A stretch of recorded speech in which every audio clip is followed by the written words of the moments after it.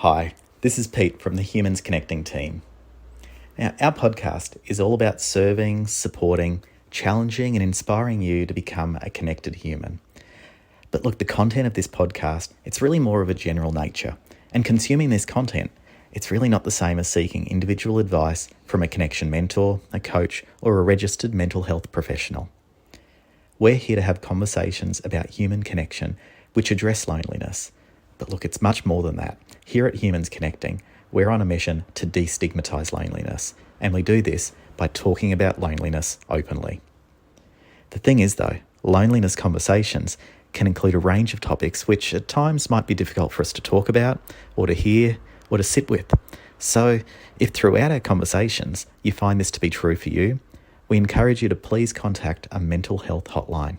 Now, don't worry, there's links in the episode description that can help you find some immediate support from many of the countries and the locations that you might be listening from. Our only advice to you is this: meet yourself where you are and how you are right now. If you don't feel up to it, hey, that's okay. We'll be here, ready and by your side when you're ready to go. Oh, look, we're so glad that you're here. Let's jump in. Hello, it's Phil. Welcome to the Humans Connecting podcast.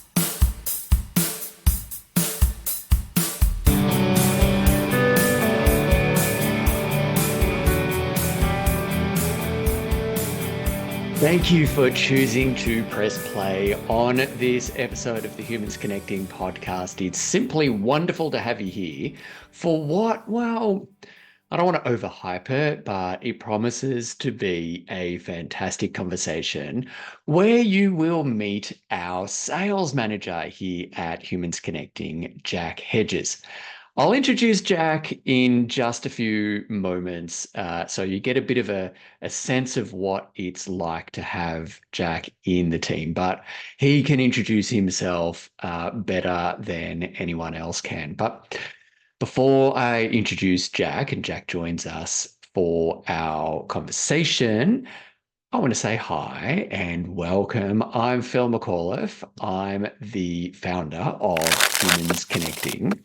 And I am a global loneliness thought leader, speaker, a mentor, an author, and just someone who is, well, obsessed in a good way with loneliness and what it actually means to be human.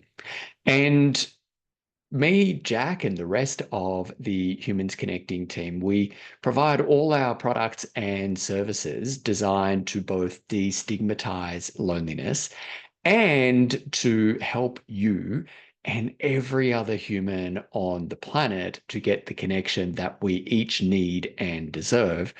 We do all of that through our website, humansconnecting.org.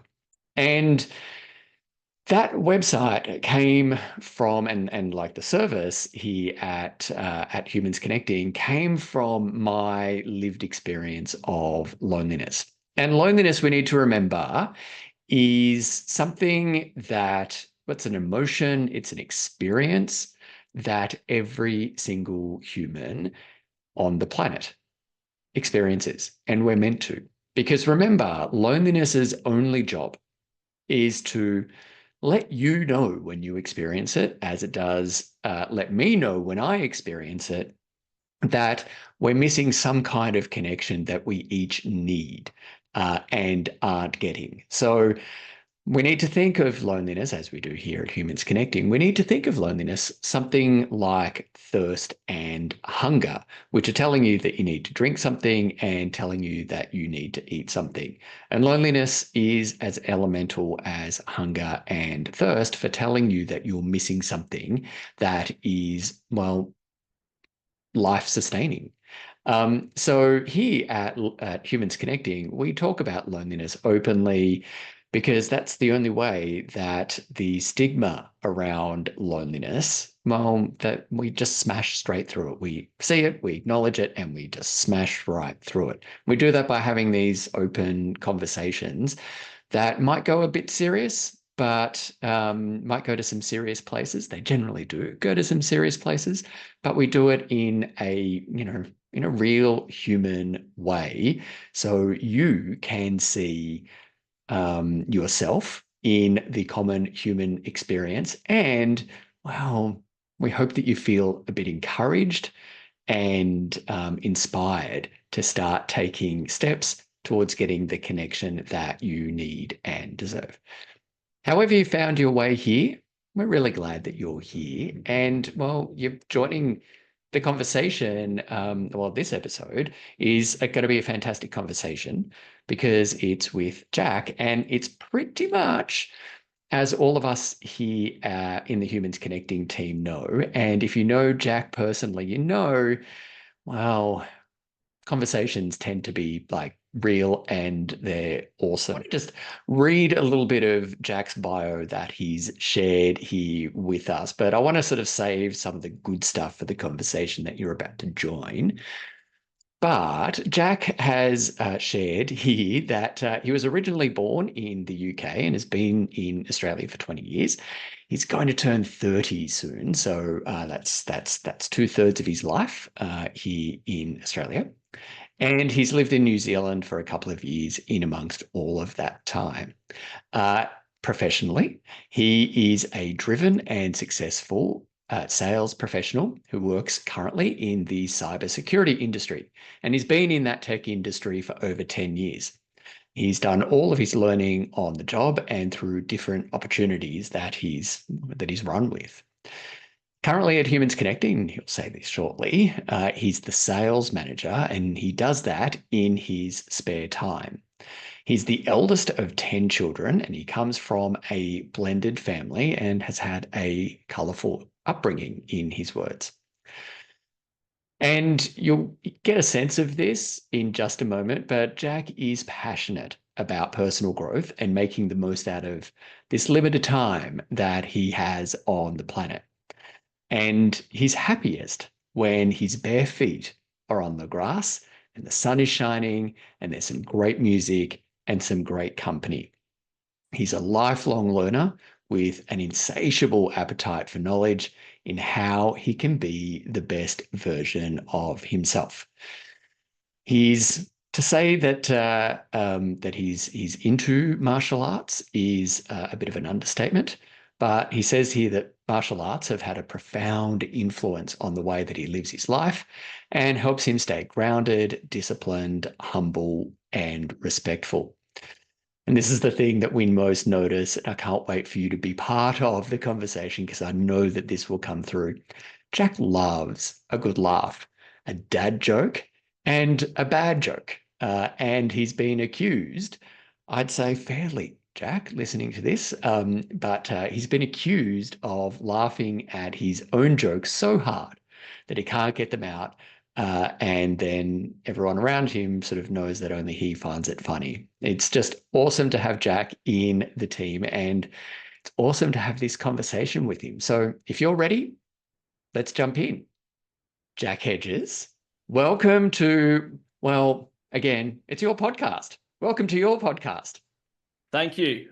Thank you very much. It's great to be here. It's taken me a little while to have the honor of being invited as a guest, but I sat patiently and bid my time. You were the second. Lorna went first in the first season, and now you're second. So making it sound like I'm some kind of terrible scheduler. But it's just awesome to have you here, Jack. I just read your bio, and there's so many things in there, but I did say in sort of reading the summary of your bio, I said no one else can introduce you quite like you. So who are you, Jack, when you're not being the sales guy at like the sales manager at Humans Connecting Extraordinaire and being the sales guy in your day job? Yeah, so it's a good question. And one I like to think about from time to time, but also not too often. Who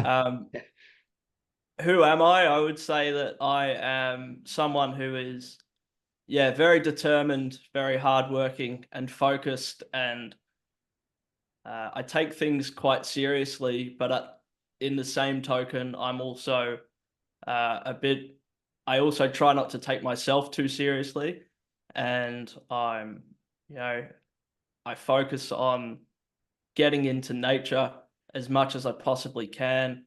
I'm a partner, a brother, a son, a cousin, an uncle, all of the above. Um, I'm someone who really enjoys slowing down on the weekends and just taking in whatever's going on around me. I try and use my weekends to, yeah, reconnect and recharge. Yeah. And I'm also someone who likes to have a laugh and someone that doesn't mind having, a bit of a cry. I'm not someone who doesn't wear their heart on their sleeve. I'm a pretty open book, which Yep. is why I think I enjoy the work that I do and the people that I get to work with. Yeah. Yeah. I love that. I think one of the things um, that I really do like appreciate about you is that you are, well, first of all, in our meetings, like in our group chats, and sort of regular meetings, you're one of the first to call me out. And it's like, no, Phil, like, but you say it in such a good way that that it's almost like an honor to be like called out by you. But one of the things is that you do bring such an easy vibe to what you do. Like you do what you do really well, and you know fantastically well, and but you do it in such a way that it's like you know your willingness, your want to have a laugh along the way really does make working with you so much just like a pleasure. Like you're great at what you do and you're great to be around as you're doing it. It's fantastic. So I just want to say, like, yeah, like the experience of you, from me at least, is pretty much bang on what you just said. That yeah, like great at what you do, but you're choosing to do it in a way that's dare I say, human. Mm, thank you, firstly. I really appreciate that. Um, I think, yeah, a lot of like what we do and what we set out to achieve. I guess everyone's trying to do that, but there's many ways that you can go about it. And I think probably being in like using my personality naturally how I am and the type of work that I've been in, and I guess just the way that I've grown up, I've always seen that you know people at points can be uncomfortable in situations that they don't live and breathe in every day, that aren't their bread and butter per Mm, se. And there can often be a dynamic or a preconceived idea that someone works in this capacity. There's already a bit of resistance. yeah, So I'm always conscious of trying to make people feel as comfortable as possible. One, because I know what it's like to also feel uncomfortable, and I put myself in their shoes and think, what would I need? Or what's like a little thing that would make me feel a little bit more at ease? yeah, Um, and I try and focus on that. Um, yeah. I think that's called empathy, and like you're just displaying it. I was about to say describing it, but you're living it and displaying it, like you know the embodiment of empathy there. And one of the things that we know, I mean, you know this, and I think we all know this innately, but one of the things about empathy is that it is absolutely a superpower, and that you know connection is actually made from being empathic or empathetic. I'm not never quite sure how to describe it. Um, but yeah, like yeah, it's your ability to put people at ease is an absolute superpower. mm. Yeah, thank you. Normally, when I have a quote or something, I try and wait for a good time. But I'm like, I feel like this is the right time to say it because it touches on this, and I have it written down because I have butchered it in the past. So I want to give it the I've been respect it known to do the deserves. same. Very wise to write it down. Yeah. Yeah, and it's about the small things, right? And this is coming on. Too often we underestimate the power of a touch, a smile, a kind word, a listening ear, an honest compliment, or the smallest act of caring, all of which have the potential to turn a life around. So true. Where'd you get that? Google. No, Yeah. I actually saw a quote. It wasn't this exact quote, but I Yeah. saw a quote very similar to this that's on one of my favorite walks in Sydney. It's called the Federation Cliff Walk, which is from Watson's Bay to Vaucluse or Bondi, around that area. And Yeah. it's just something that's like etched in stone along one of the walks. And through many different times or like stages in my life over the years, I've gone and done that walk, whether I'm going there to, go and have a beer at the end, or I'm going on the walk to, or a run for exercise, or I'm just having a stroll. Each time that quote always kind of meets me wherever I am. And that's something that, yeah, stuck with me. So on the topic of empathy and, connection, I think that's something that's really important because often, often it can be big and a scary topic and sort of how do we do it and how can I what could I do to help someone or what could I uh, ask for from someone in order to feel more connected or whatever it might be that you're going through. So I think it's just these little things that are a lot more in our control than we realize.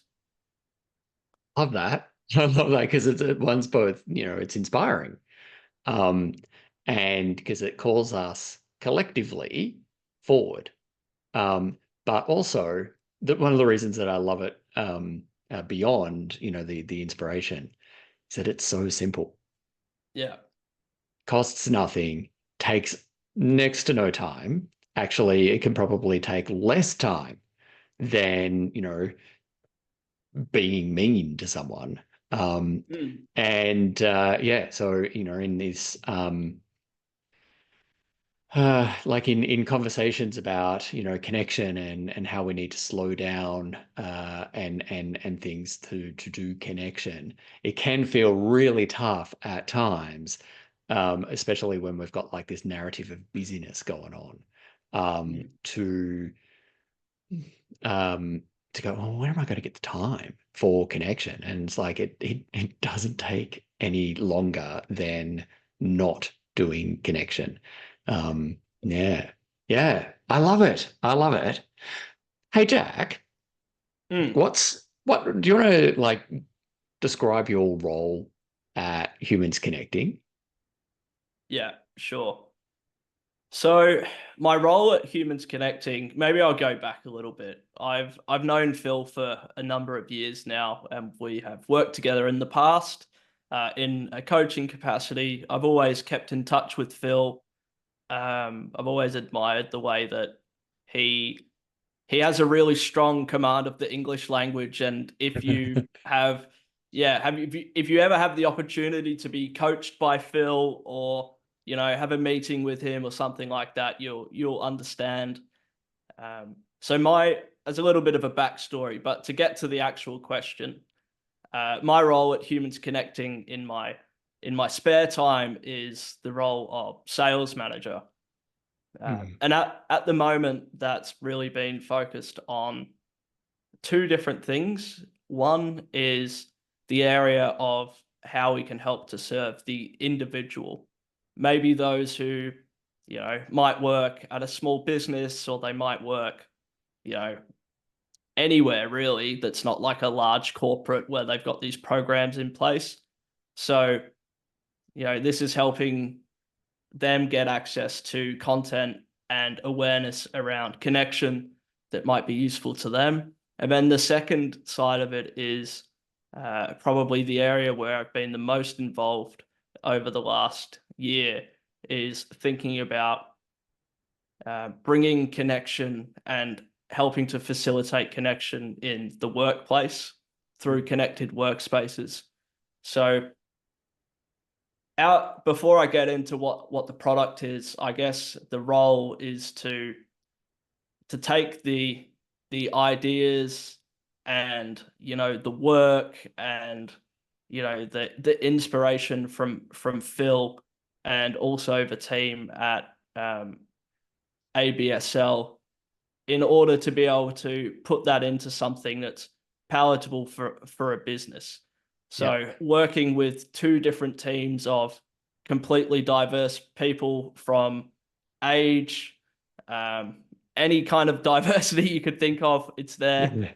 We're all over it, and really bringing all of that together into something that works in a corporate environment. So what that looks like at the moment is the launch of connected workspaces, creating connected workspaces rather, which is where we're sort of bringing together the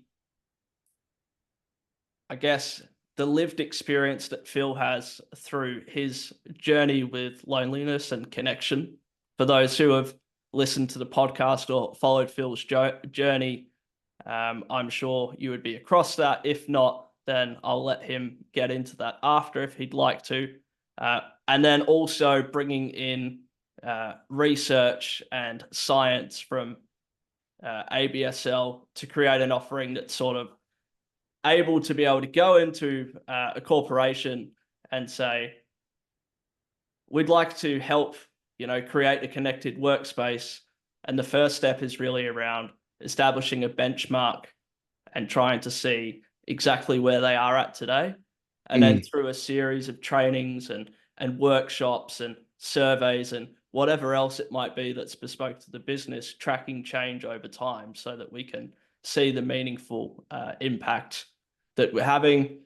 I won't mention any names, but there are some businesses at the moment that have targets of improving or rather decreasing loneliness or increasing human connection by by twice as much over the next 10 years. So this is a serious problem and issue that people are really only just starting to become aware of.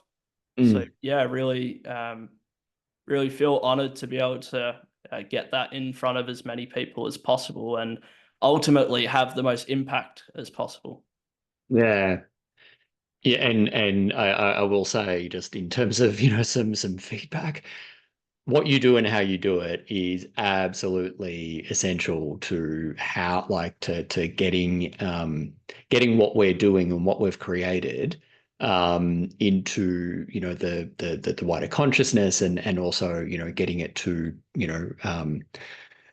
the point where people, organizations, workplaces can seriously consider it. And one of the things there, so in case you missed it, viewer and listener, if you missed it on Instagram and LinkedIn, a few weeks ago we did announce that's joint an announcement. I'm just being Jack, you've set me up to fail saying that I'm great. I didn't want to say the word. That's why I just said the acronyms. I didn't have it. I know, but I'm conflating words just to be more economical. But we announced our joint collaboration with the Annecy Behavioral Science Lab, run by Dr. Hans Rocha Isaban in Annecy in France. So they are. And shout out to our friends at ABSL who listen to this podcast and will be tuning in to hear all of Jack's hot takes. They're essentially world leading in researching loneliness and measuring loneliness. So long story short, and we'll be getting Hans, at least Hans on the team on the podcast soon. But one of the things there is that the way that we measure loneliness is not good.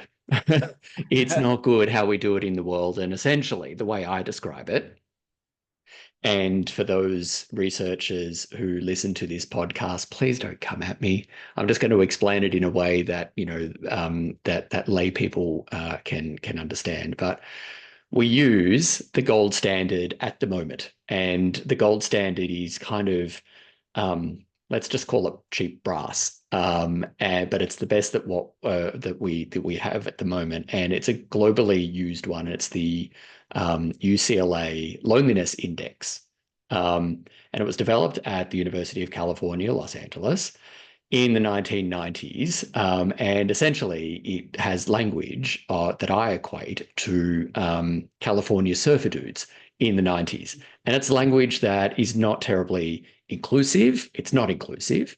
It's colloquial, and people whose first language is not English, people who are neurodiverse, can it's not accessible. But it's the best that we have at the moment. It's I think 18 to 20 questions, and it gives a loneliness rating based on how we are now. And we use it here at Humans Connecting. But Hans and his team are coming up, a part of the work being done globally to have a much more inclusive measure of loneliness. And they're doing it now. We'll let Hans and the team explain it. But we're partnering with them to talk about loneliness and the importance of social health and human connection in workplaces. And yeah, as Jack just said, we are combining the power of human story and experience that we bring here at Humans Connecting and our awesome team of humans, and combining with the power of science, and not just any old science. It's cutting edge science being done and led by Hans and Miguel and the team over in France. So, and that can be brought into the workplace. And so, yeah, if you haven't heard about it, keep an eye on LinkedIn, or go through LinkedIn a little bit to find out a bit more about it, or go to the website. There'll be a link in the episode description. But it's really exciting. It's really exciting. No one else is doing this. And the thing that we're most excited about is what Jack just said, is that it's bespoke. It's not a one size fits all. Here's a video, or here's a speech that gets rolled out numerous times. We actually create it with the company, with the organization, with the business, to meet its needs and stuff. So again, have a check it out and stuff. But it's really exciting. But yeah, but the ABSL, Annecy Behavioral Science Lab. Yeah. And thanks for that, Phil.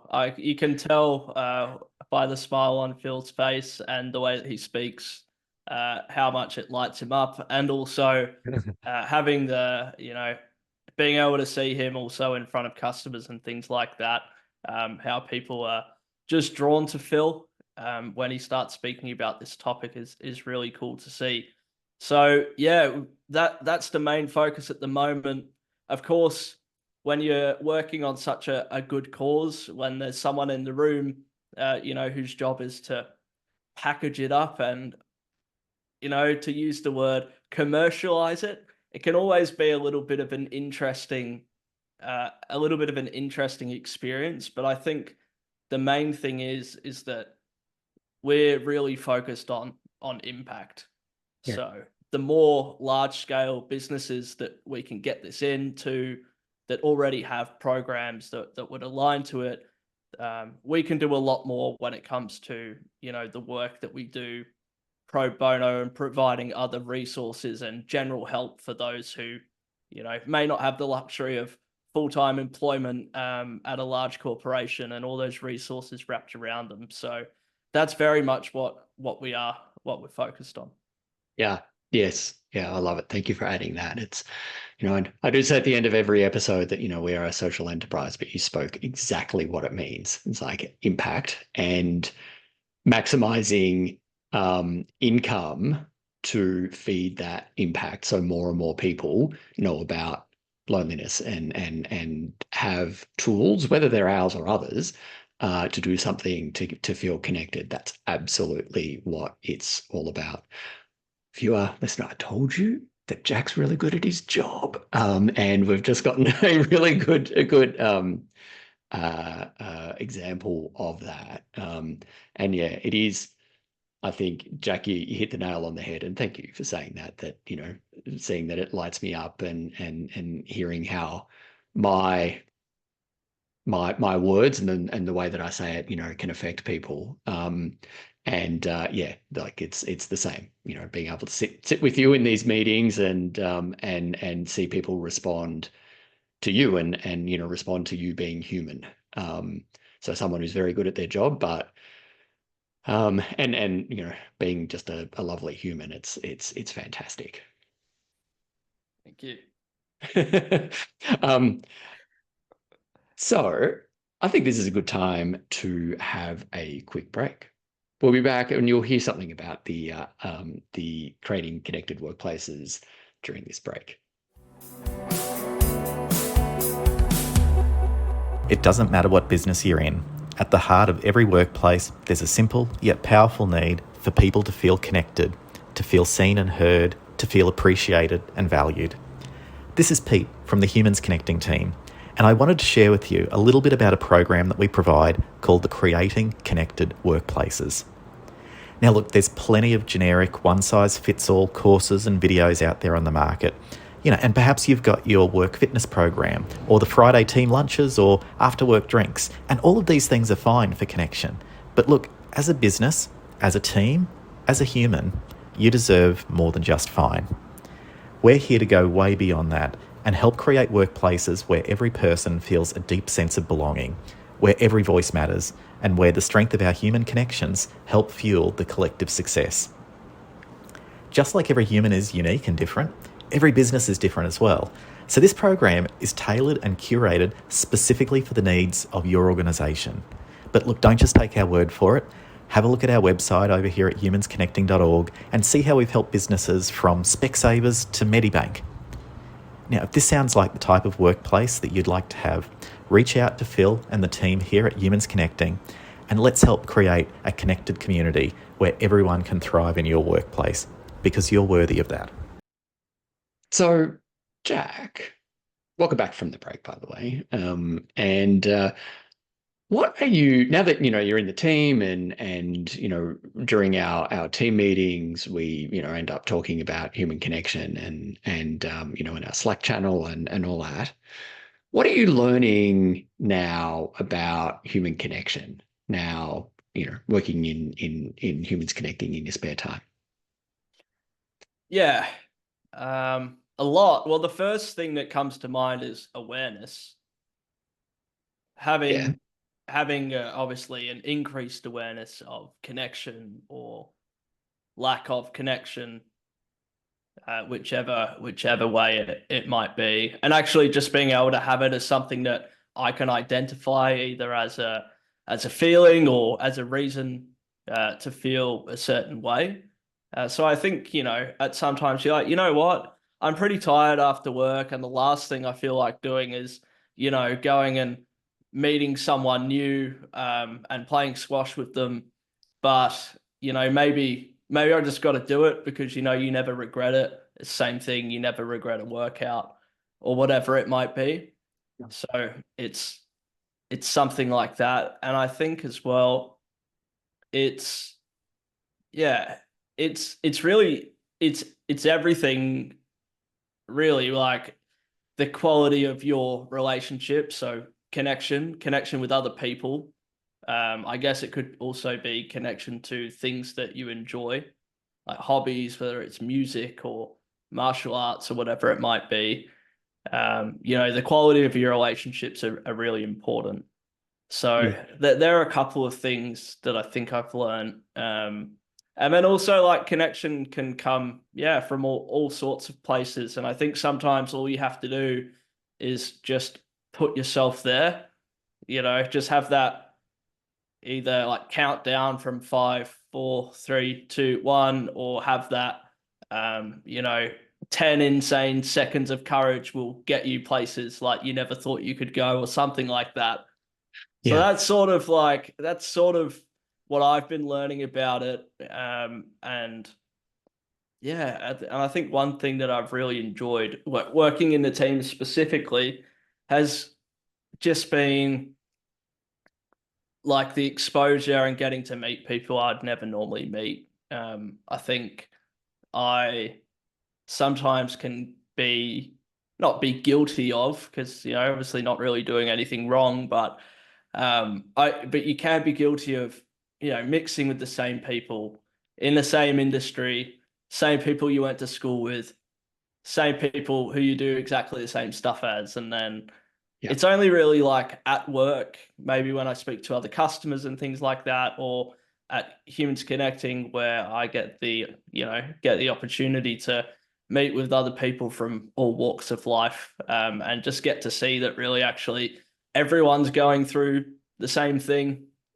Just because, I'm wearing a white shirt right now and I work in an office, it doesn't mean that, someone who's working on a building site or someone who's a chef or someone who's a CEO or whatever it might be, doesn't, need connection.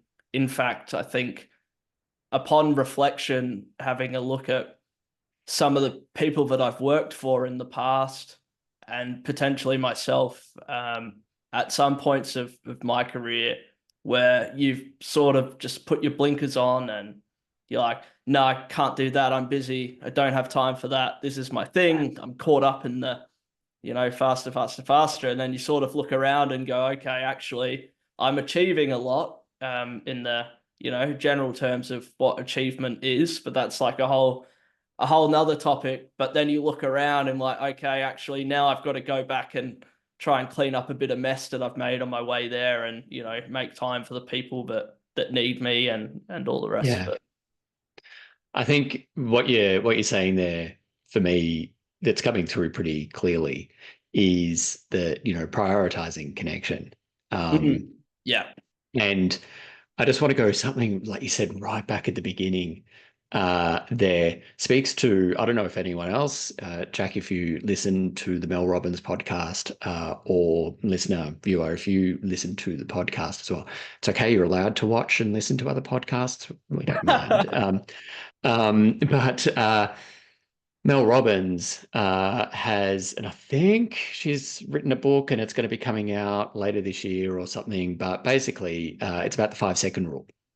Mm. And when I first heard it, I thought, oh, what happens, like what you say when food drops on the floor, Yeah, I was and gonna say that. Yeah. and you're a bit unsure of like, do I pick it up? It's like 5 second rule.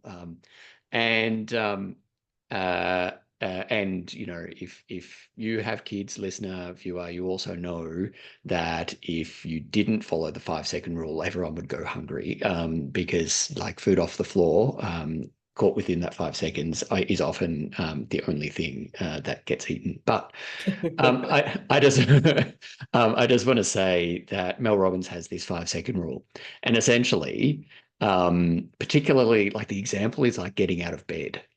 Mm. And it's like 9:30 the night before, and we're full of like, yeah, I'm gonna go for a run, or gonna go and do something. I'm gonna go write in my journal. I'm gonna go meditate. I'm gonna go like watch the sunrise from the top of the local mountain. I'm gonna go and commune in nature and stuff. And then the alarm goes off, at 5, 5:30, 6, 6:30, 7, and we just press snooze.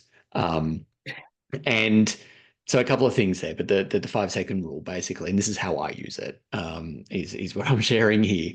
My phone is in the ensuite, and the acoustics in the ensuite amplifies any kind of sound, with all the tiles. And so the alarm goes off and it's really hard. This is the end of July when we're recording this morning in Canberra. Again, Canadians, don't come at me with the cold, but it was -6 in Canberra and this morning, and it's bloody freezing in our houses here because they're not insulated. And it's extremely tough to get out of bed. And I don't want to wake Jeff up from the cacophony coming from the ensuite. But that 5 second rule gets me out of bed. And essentially, the rule is, as it says, 5, 4, 3, 2, 1. Do what you need to do. Stop, don't think about it, act. Um, Yeah. yeah. And that there was those two bits of nuggets of wisdom in there, Jack, that I wanted to just really share and and focus on, because and that second one again, 10 seconds of courage is what gets you places. Mm. And I hear this so frequently in our work. And somehow we feel that the 10 seconds of courage in our work is different to the 10 seconds of courage that we need to make changes that we know need to be made in life. 10 seconds of courage is 10 seconds of courage. Yeah. I'm so glad that you said those, because those, I really just wanted to underline those, because you're right. You're absolutely right. And it kind of does sometimes come across as Instagram philosophy, but it's true. Well, I've got a master's degree in that because yeah, And sign I of the mean, times. yeah, exactly, right. But I'm all for it if there's discussion to back it up. But the Instagram philosophy kind of does potentially kind of leave us high and dry. It's like, well, yes, but how? And Yes. it's like, Yes. thank Exactly. you for saying that blatantly obvious thing. What do I do with that? But yeah, thanks for that, Jack. I think the other thing that you said there, just to bring it back to the second part, was just taking time to prioritize that connection, which going back to how you do your work anyway. Mm. Was that Yeah. quote from the walk along the cliffs in Sydney. Yeah. Yeah. I think as well it's really important to have good people in your corner or on your team that when you aren't, whether it's connection, whether it's exercise, whatever it might be, there's someone to actually hold you accountable and say, look, you're talking a big game, mate. You said you were going to get up and do 3 5Ks this week, and it was all carpe diem, but you've been scrolling in your bed and it's 7:30 and haven't seen anything on Strava. Yeah. And whatever it might be, it's a bit tongue in cheek, but it's not too No, far no, from no. what goes No. on in my house. Yeah. And yeah, just really having those people that are like, look, haven't spoken to you for a while, having those friends that'll call you and then call you again because, they know that sometimes you just like to bury your head in the sand a little bit. And I think there's been a lot of times in my life where it probably could have gone a lot of different ways, the sliding doors moments, but I've had those people that have sort of called me out, called me forward, had my back, not forgotten about me or whatever it might be. Particularly my best friend, Zach. He's someone who's always just, it's a great guy. We live two very different lives, but we have so much mutual respect for each other.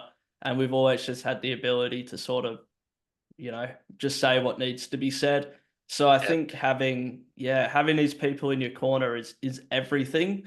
And I think that it probably, yes, it sounds like it could be, coming from a place of privilege, but because not everyone has those people in their corner, but Yeah. it also takes work.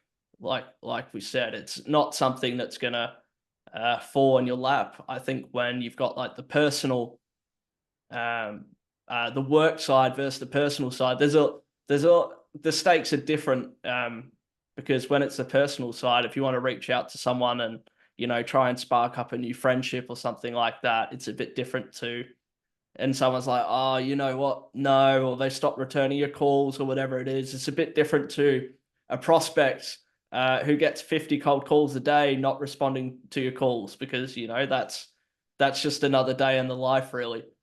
Yeah. Is it? Or is there? I'm just curious because one of the things that I feel is that life is life is life is life is life. Mm. So there's, the distinction between like work time and life outside of work. Yeah. Um, or is it easier to have that, well, it's just my job, barrier Mm. to it?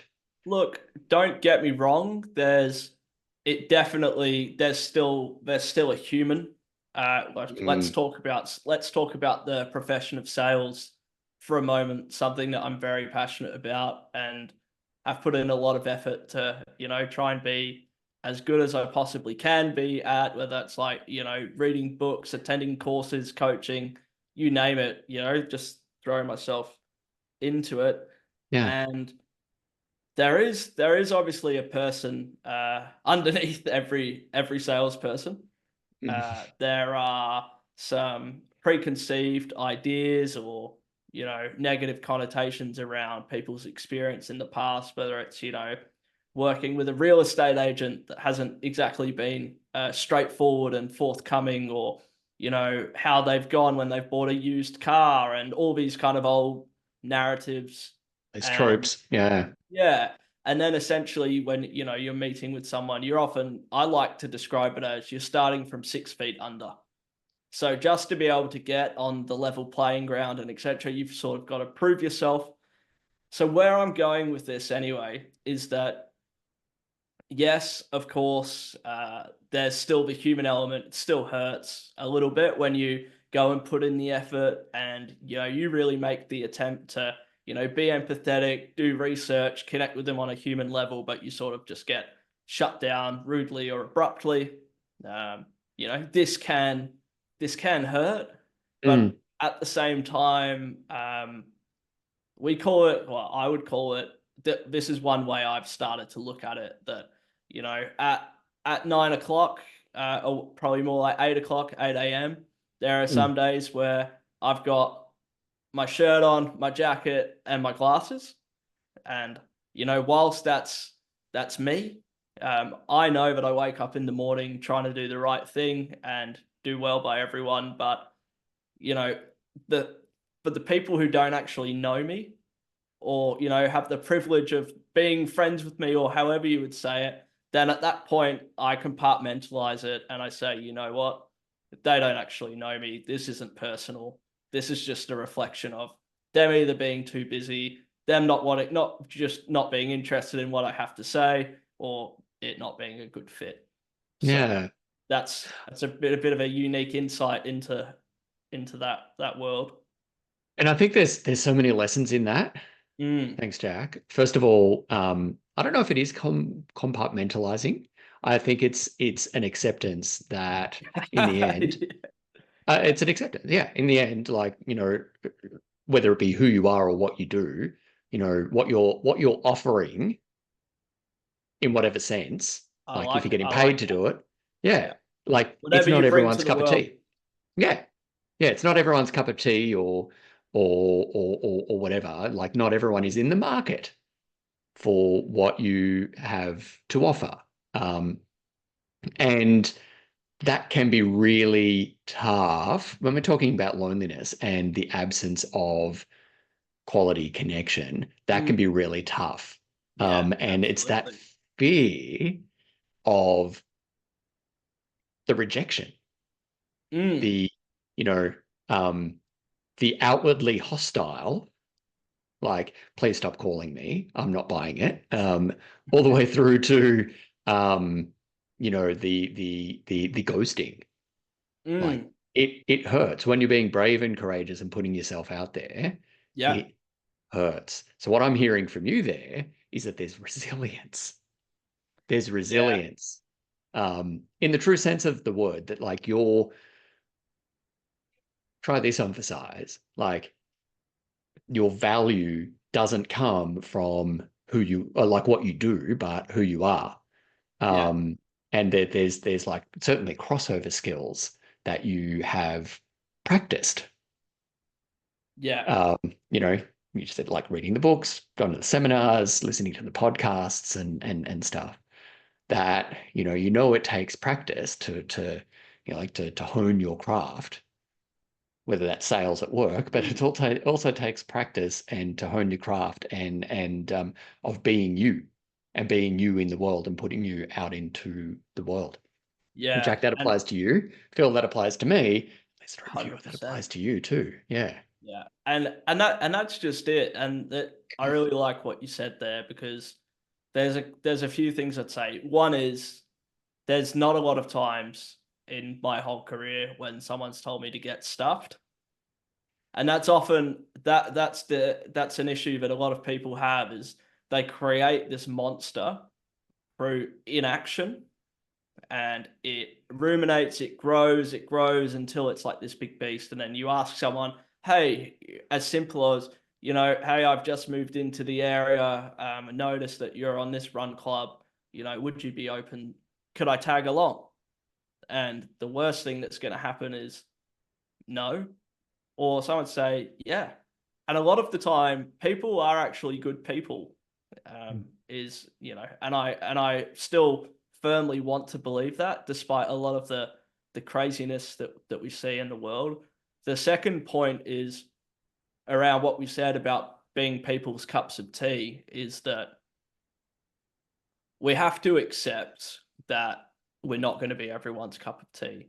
And in the past, I think everyone goes through this when they're young, or potentially at other junctures in their life, that um, when you are seeking connection, whether it's a friendship or a romantic companion or whatever it might be, when you're kind of like that, sometimes you try and put on a bit of a front, to try and connect with someone in a way, just so you have some form of connection, but it doesn't necessarily mean that the connection is healthy and positive. So when you really, have the courage to show up as yourself, then when you do make connections, then people are connecting with you, not a version of you you know that you want them to see, because we all know that can only last for so long, right?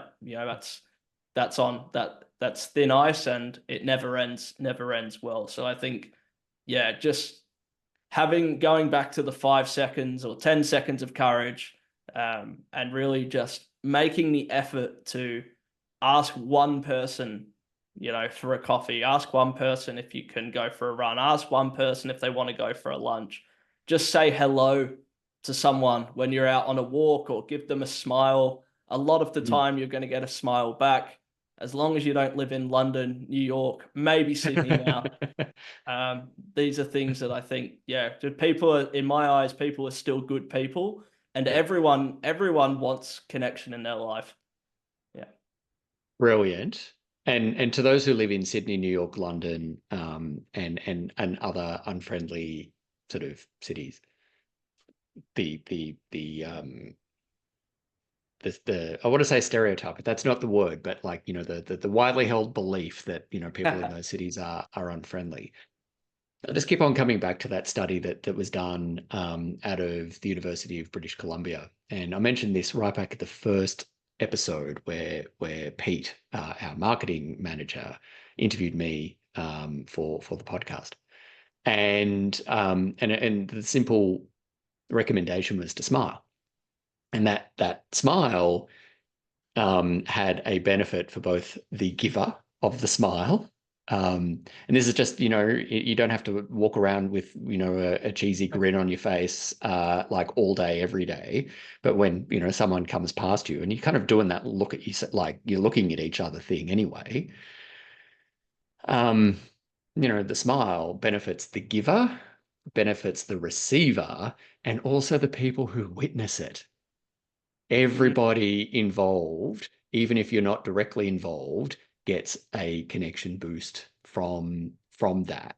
And I just love that. I just think that's so like it's so poetic. So even if that smile is not reciprocated, do it anyway because you get yeah. the benefit from it. Like it's essentially like self-medicating, but also like if other people around you, say in the supermarket line at the checkout, like they see you smiling, and the checkout operator, because here at Humans Connecting, we've stopped going through self-service checkouts as the rule. I've always hated them. So this Oh, is before this, but yeah, I'm mainly going to probably say because I'm lazy. But yeah. I just have this thing of like I don't work for you, and but yeah, there is just something nice about taking that little bit of time and inevitably, like when Jeff and I go to the supermarket, we end up chatting to some old person who and I'm my big go-to is if someone has a treat in the trolley and they're unloading it onto the conveyor belt before I'm like, oh, I'm coming over to your place because that looks good. And and generally it's like and I've had people share with me, it's like, oh, it's my birthday, and this is my treat, and stuff. So, it was a lovely opportunity to wish someone a happy birthday who may or may not have had other people in their lives to wish them a happy birthday that day. But it all came just from me going, those chocolate eclairs that you're putting on the conveyor belt from your trolley, they look pretty good. And I wouldn't be mad if they fell into our shopping either. But Yeah. yeah, I just think what you're saying there, Jack, is so simple and powerful. And it goes to that whole, we can overthink this. Mm, We can turn it into like this big hulking 10-foot monster, this enormous hurdle that or obstacle beyond a hurdle that, we can never get over it and never get under it. And we never know until we take a step towards connection. But yeah, generally, even in those cities of New York, London, Sydney, um, most people, I've yet to be proven terribly wrong, yeah. will return a smile and a compliment about how good the coffee that they made was, for instance. Yeah, Absolutely. As yeah. long as it's not at peak hour, getting on the tube or the subway, I think you should Yeah. Pick your moment. Pick your pick your moment. moment. Yeah. So, Jack, I knew this episode was going to be like, you're just dispensing the wisdom with a casual abandon that I just think is awesome. So I'm here for it. I just want to ask the next question though, and that's how has the work that we do and that you're so critically part of at Humans Connecting, how has that invited you to reflect on the quality of your connection in your life? Yeah, look, it's a good question. As someone that's had I guess I'm somewhat adventurous. I haven't stayed in the same place all of my life. I grew up in the UK and then I moved to Australia. I grew up with my mum in the UK, moved to Australia to live with my dad. I've lived in New Zealand for a couple of years. I've done a fair bit of traveling. So I've often said yes to things and figured it out later. But as a result of that, I've been in a new place where I don't know a lot of people, and probably one of the trickier moves or adjustments was coming back from New Zealand. I actually had a year off, and I came back to Sydney and started working there basically. And this was in I think 2019, 2020. It's all a bit of a blur. Um, Maybe 2021 because yeah, it's almost 2025 now. It's going quick. Um, You but sound but like me, really, Jack. yeah, exactly. And and coming back from Sydney to Melbourne, I moved here with my partner, and I think being a young adult, I had all my school friends, all the people that I used to work with. I worked at that place for about 6 years, so it's very comfortable. Had very strong ties there, and I came to Melbourne, and it was sort of there was already enough things for me to figure out. The job, the moving in, and living with someone, and all that stuff. And then slowly but surely, I was like, oh, actually, I need to make an effort to make friends. I need to put myself out there. And it's still something that, I still need to keep watering and keep working on throughout, particularly as, you do things like transparently, I don't drink as much as I used to. I don't go out as much. These are things that I used to get my connection from, although we know that it's kind of not the best quality connection, but it's some form of connection. And really, yeah, there's definitely been points, that I have awareness of that I'm like, what, actually, what I need is, to go for a beer with someone, or to go for a run, or to go and just give my friend a call, give my nan a call, something like that, and just recognize that sometimes, yeah, we all need some connection. So really, it's been a great benefit because I've been able to put a label on it, and I've been able to identify it, and then kind of do what I need to remedy it. And then, of course, like we were saying before, there's definitely some times where I still, I could ask someone to do something, but I'm like, I don't really want to, I don't really want to. So maybe I'll just take this one nice and easy. There's definitely times that I'm going to say I'm going to do the 10 seconds, but I don't. But I think if you do it enough times, you're just going to frustrate the hell out of yourself until you do something. That's probably the reality of the situation for a lot of people. I think some people would say, I always do it on the first 10 seconds, but I don't think so. Yeah. I think what I'm hearing from you there, Jack, is that you're cultivating some grace for yourself. Yeah, And exactly. yeah, and there's a bit of meeting yourself where you are, and that can sound like, at times a bit of a cop out.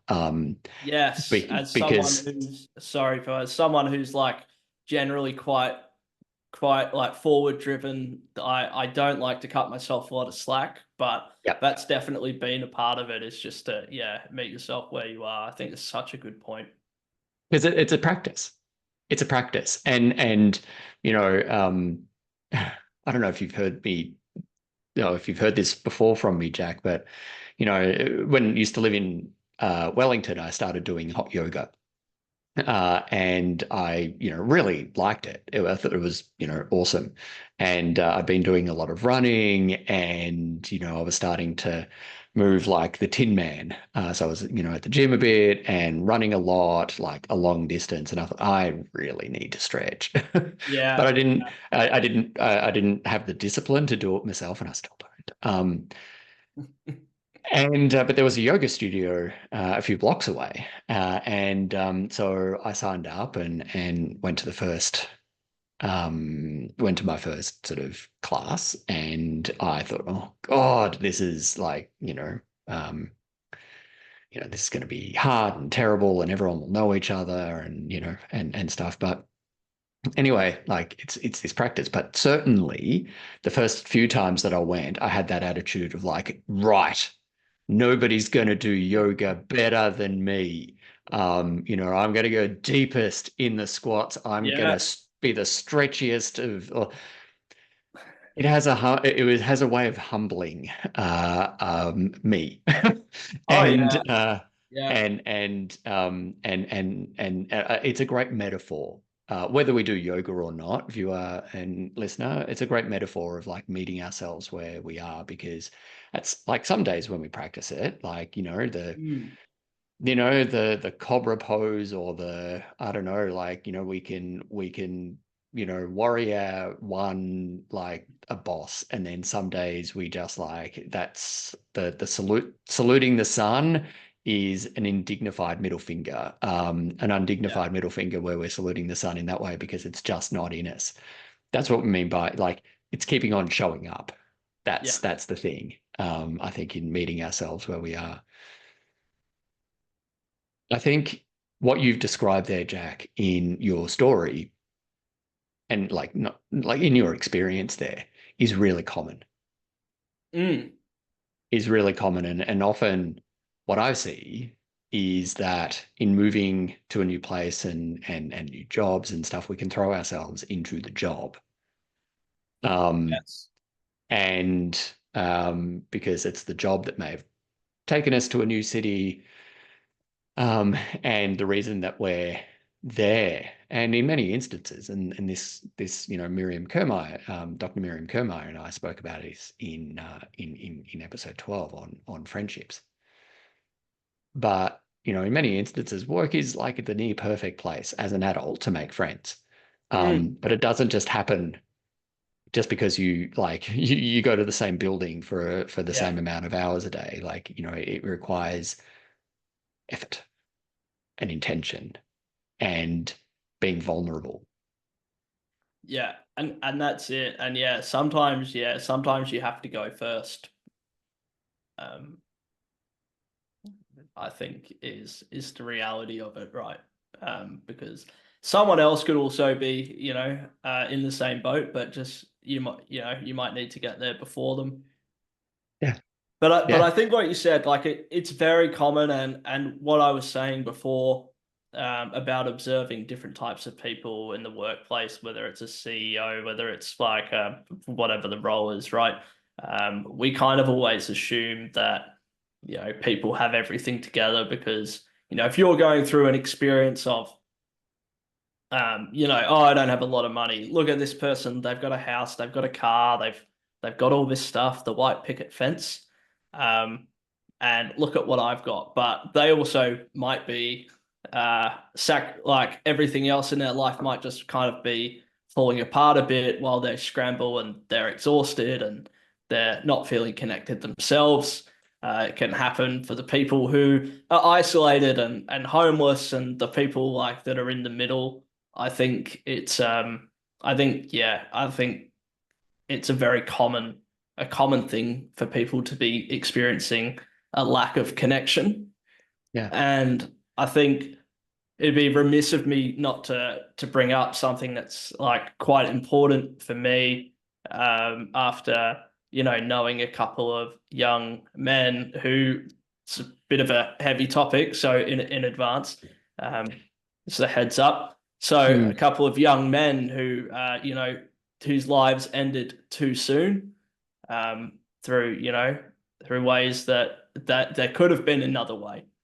Um, so I was very fortunate to spend a few years living with a family, and their son, who I was very very close with, was 19, had a 6-month-old baby, really had his life ahead of him. Of course, he got himself into a bit of debt, and I think he was unhappy with a few things, but so many people around him that loved him dearly, Mm. and there, he didn't have the tools, right?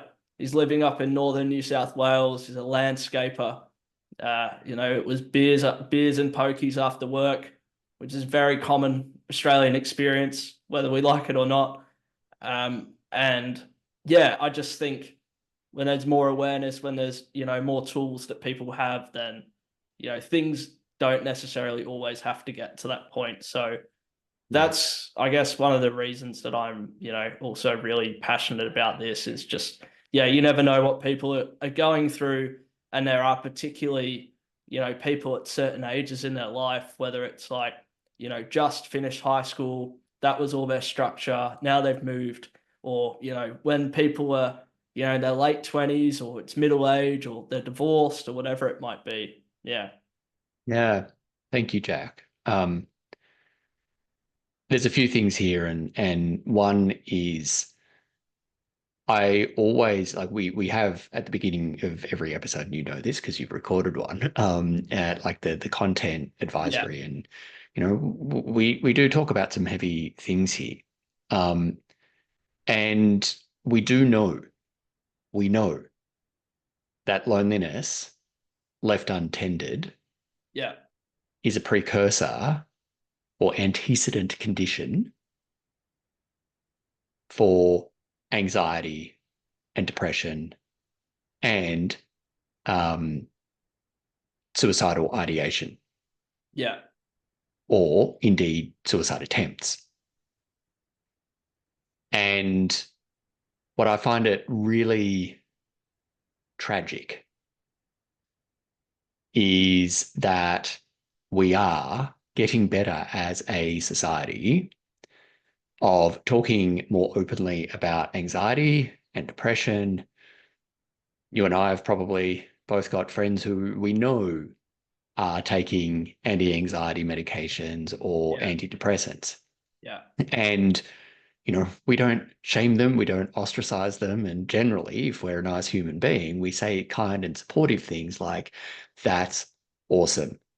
Mm. Thank you for telling us that. Like, thank you for telling me that. And I hope it gives you the space to work through what you need to work through. Um, and great. That's great.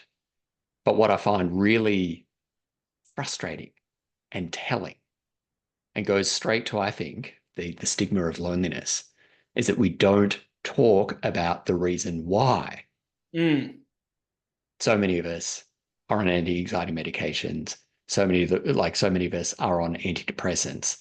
So many of us, tragically, at least here in Australia, and I know this to be in New Zealand as well, that the Yeah. ages might be different. But for a certain cohort of men from like 18 to 35, the leading cause of death is suicide. Yeah. And, we have too. Like a nephew of ours Mm. took his own life last year. And gee, I just think, and I'm totally okay with sitting in the discomfort there. Yeah. But I really do think that only good can come if we here at Humans Connecting, we each as humans, including you, listener and viewer, become just a bit more comfortable in sitting with discomfort. Mm. And because that ability to sit with the discomfort can actually be the thing that saves us. And yeah, I thank you. Thank you for sharing that. That is something that I feel extremely passionate about. Yeah, absolutely. And I feel like it comes back to, yeah, just not underestimating the impact that you can have by, slowing down a little bit and, just trying to be a good, caring human. If you can, slow down for a couple of seconds on your, path to world domination and millions and Ferraris and whatever else it might be, or a million followers. Um, to be facetious, I think, yeah, it's like when we slow down and yeah, we help people out. I think that's what it's all about. And often, when you help people without without expecting anything in return, the world has quite a funny way of getting out of your way and making things happen for you.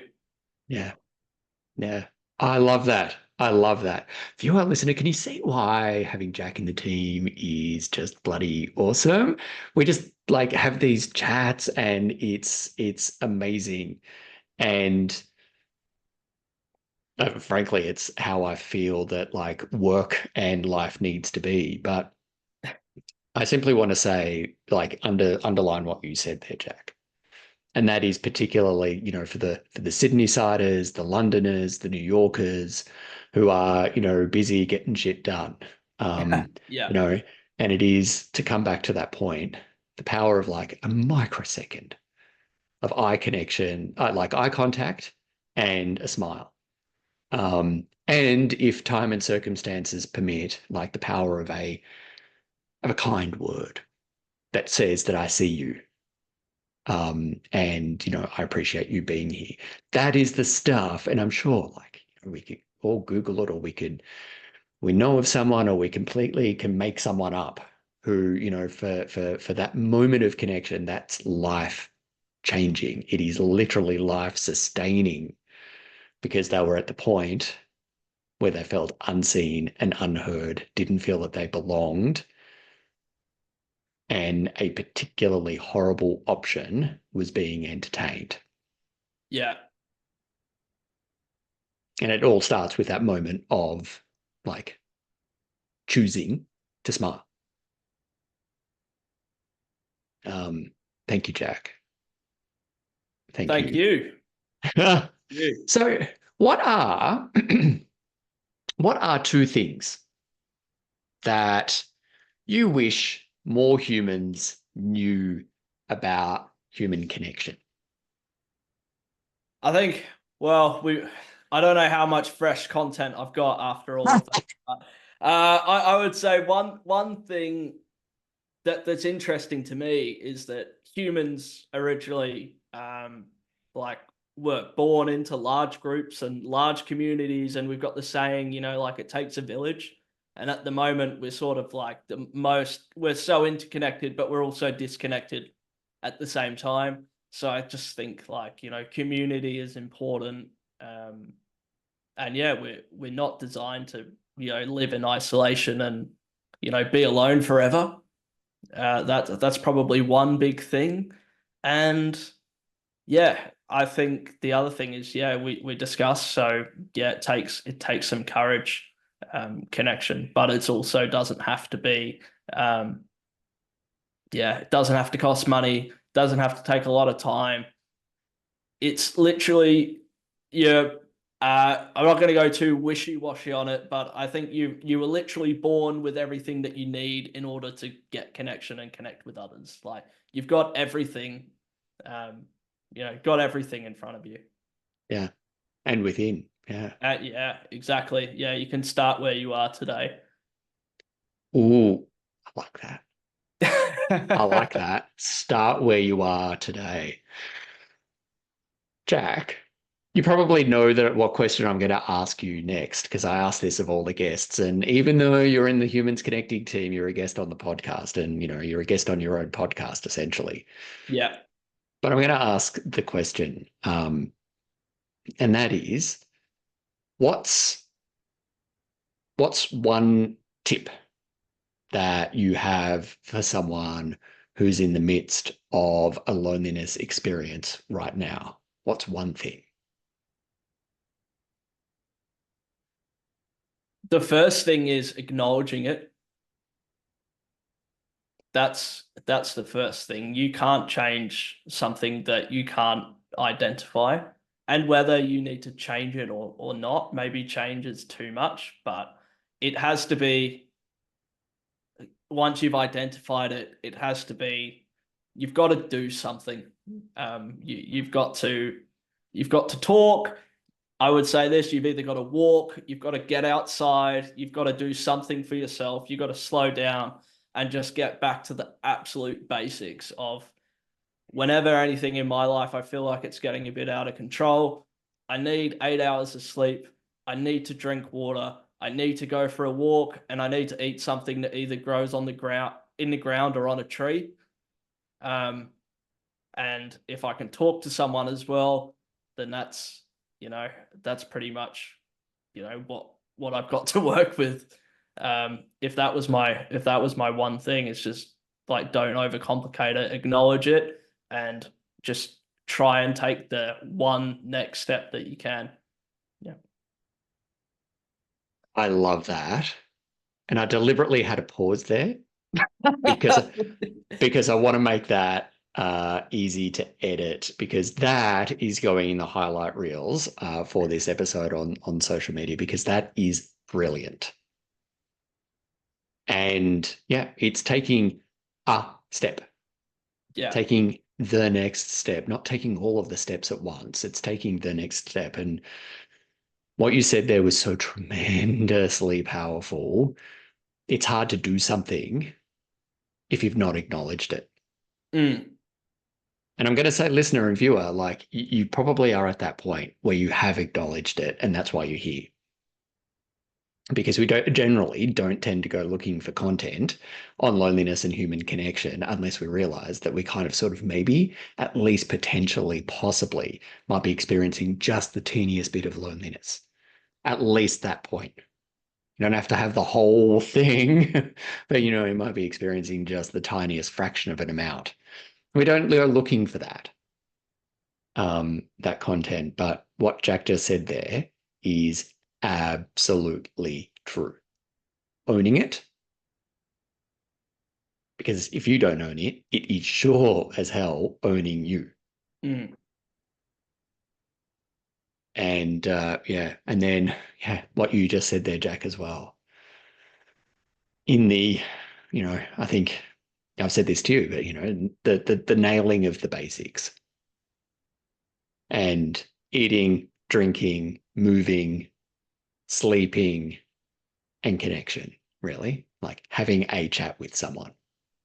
And it doesn't, like, that chat doesn't have to solve whatever is, uneasily within you,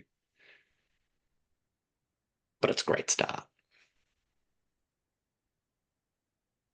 Yeah, absolutely. Thank you, Jack. You just nailed that question. And I want to just say, is there anything else that you wanted to say um, from, like that sort of came up in the conversation or before we wrap up? No, not really. I think maybe one thing is just to acknowledge the great work that we're doing here at Humans Connecting, and creating connected workspaces. I'm really excited about the impact that this can have.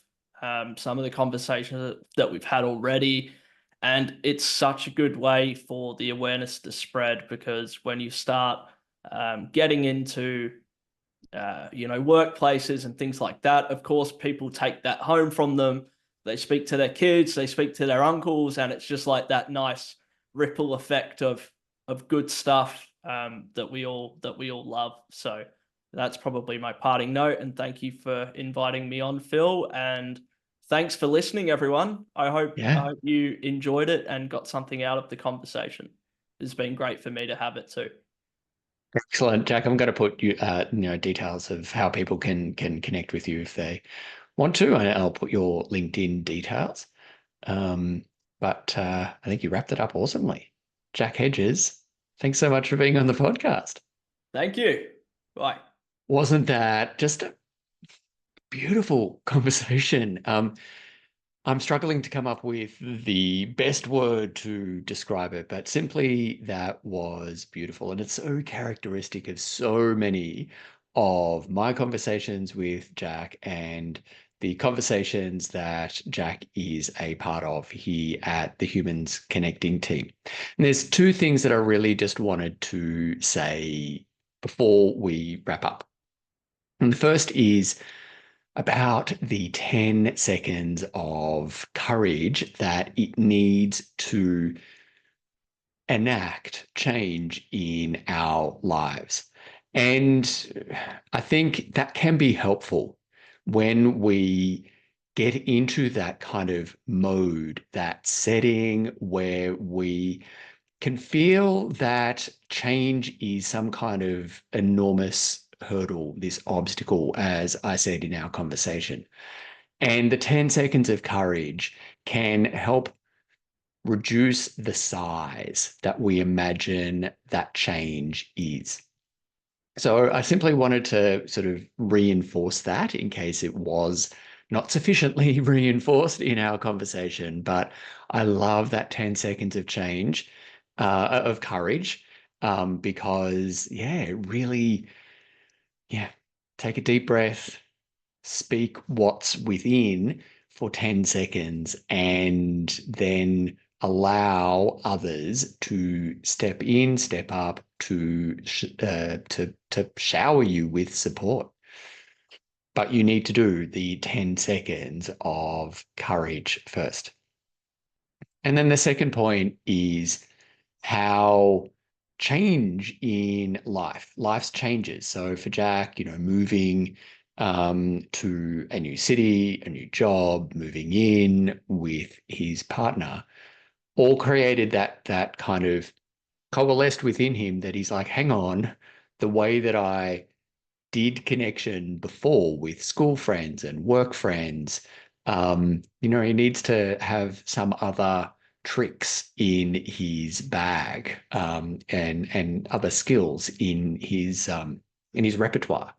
And he went about using those, and developing some new skills, and then, having the 10 seconds of courage to use them. I just love that conversation. Jack, thank you so much for being in the team, and also for sharing so freely your wisdom on this episode. I really do just love and appreciate it. Thank you so much. So that's it for this episode of the Humans Connecting podcast. And from me and the Humans Connecting team, just thank you so much for being here. As always, we would love to hear what you thought about it. So please feel free to comment on YouTube or through the podcast service, on which you are now watching. Podcast, you're now listening on the podcast, you're watching on YouTube. Feel free to let us know what you thought in the comments, or send us an email or a DM, or however it is you prefer to comment. And be sure to check out our website, humansconnecting.org, for details about how we at the Humans Connecting team can help you, your workplace, through our collaborative agreement with the Annecy Behavioral Science Lab, through our Creating Connected Workplaces program, and how we can help your communities thrive through loneliness and get the connection that we each need and deserve. And finally, as Jack and I talked about in the episode, we are here to absolutely make a positive social impact. So if you're a business and are looking for ways to support humans to feel more connected, and you also want to have a positive social impact, check the link in the episode description to partner and collaborate with us. That could be through advertising on the episode, on future episodes of the podcast, or collaborating with us in other ways. We just love to hear from you. And for joining us for this episode, it was, again, so full of wisdom, and absolutely here for it. We'll see you in the next episode. And until then, remember that you, me, and every other human on the planet, well, we're meant to connect. And we here at Humans Connecting are here to help you thrive through loneliness and get the connection that you absolutely need and deserve. We'll see you in the next episode.